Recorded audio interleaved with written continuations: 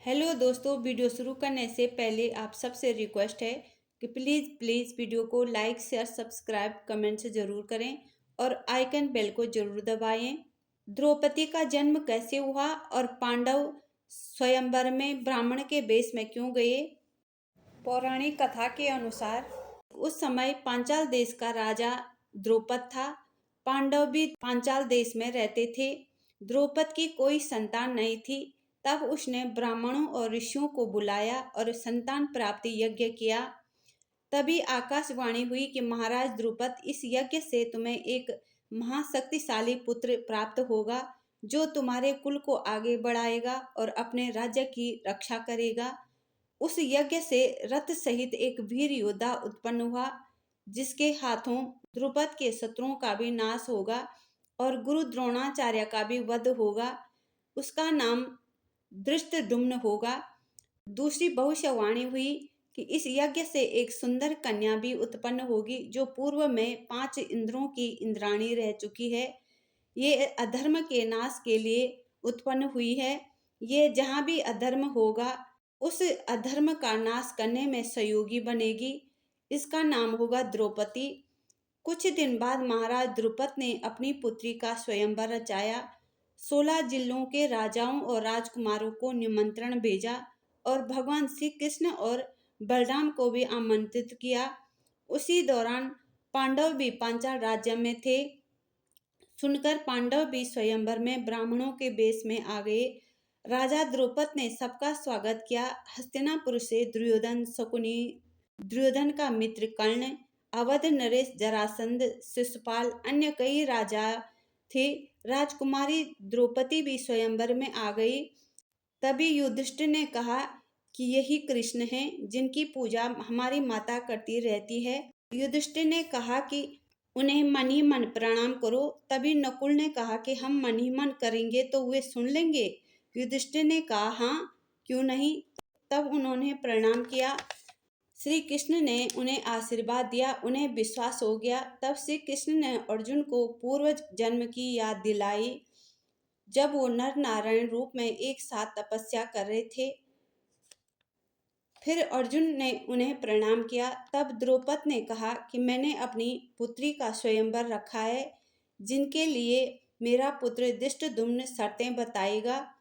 पिता की आज्ञा के अनुसार धृष्टद्युम्न ने 2 शर्तें बताई। पहली शर्त, घूमती हुई मछली की आंख में तीर मारना है और दूसरी, नीचे पानी की कड़ाई में देखकर लक्ष्य को भेदना है।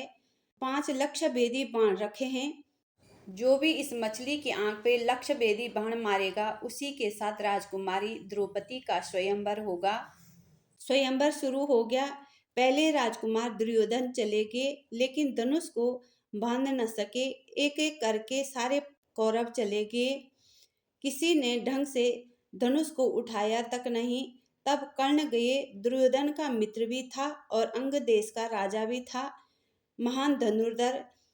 जैसे ही कर्ण ने धनुष उठाया और अपना लक्ष्य भेदने लगा, तभी द्रौपदी ने कहा कि मैं किसी सूत पुत्र से विवाह नहीं करूंगी। ऐसा सुनकर कर्ण ने धनुष नीचे रख दिया। कर्ण का अपमान हो गया। दुर्योधन भड़क गया। कहा कि कर्ण अंग देश का राजा है। महाराज द्रुपद, मेरे मित्र का अपमान हुआ है। कर्ण ने कहा कोई बात नहीं मित्र, विवाह में आपसी सहमति भी होती है। जब द्रौपदी नहीं चाहती तो कोई बात नहीं। तब भगवान श्री कृष्ण ने कहा कि कर्ण ने सही कहा है, विवाह में नारी की सहमति सर्वोपरि है। तब शिशुपाल आया। कहा दुर्योधन मित्र, तुम चिंता मत करो, इसका भेदन मैं करूंगा। लेकिन हार गया, धनुष उठा भी नहीं पाया। तब भगवान श्री कृष्ण ने अर्जुन को इशारा किया। अर्जुन खड़े उठे। सबने सोचा कि ये ब्राह्मण है। तभी उनके कुल गुरु ने कहा कि ब्राह्मण है तो क्या हुआ, ब्राह्मण क्षत्रिय का वर्ण कर सकता है, शास्त्र इसकी आज्ञा देता है। अर्जुन ने धनुष उठाया और अपने लक्ष्य भेदन कर मछली की आंख पर तीर मार दिया। तब द्रौपदी ने जयमाला अर्जुन के गले में डाल दी। तभी सभी राजा महाराजा उन्हें मारने के लिए आ गए। भीम ने खंभे ही उखाड़ लिए। तब श्री कृष्ण ने उन्हें कहा कि तुम्हें मौका नहीं दिया था क्या? तुम्हें भी तो पहले तुम्हें ही मौका दिया था। जब वो ब्राह्मण कुमार लक्ष्य भेदने में सफल रहा तो तुम लड़ने आ रहे हैं।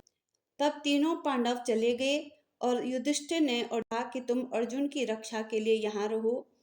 तब भगवान श्री कृष्ण और बलराम ने कहा कि जो एक पग भी आगे बढ़ाया तो अच्छा नहीं होगा। तब सारे राजा राजकुमार चले गए।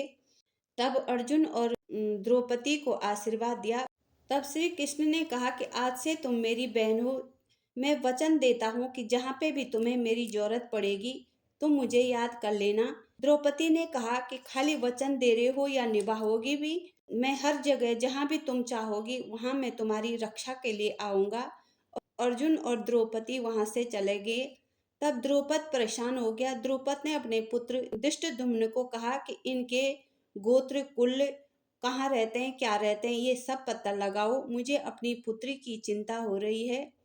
तब भगवान श्री कृष्ण ने कहा कि तुम क्यों चिंता कर रही हो, मेरी बुआ कुंती का पुत्र अर्जुन है। ऐसा सुनकर द्रौपद प्रसन्न हो गया।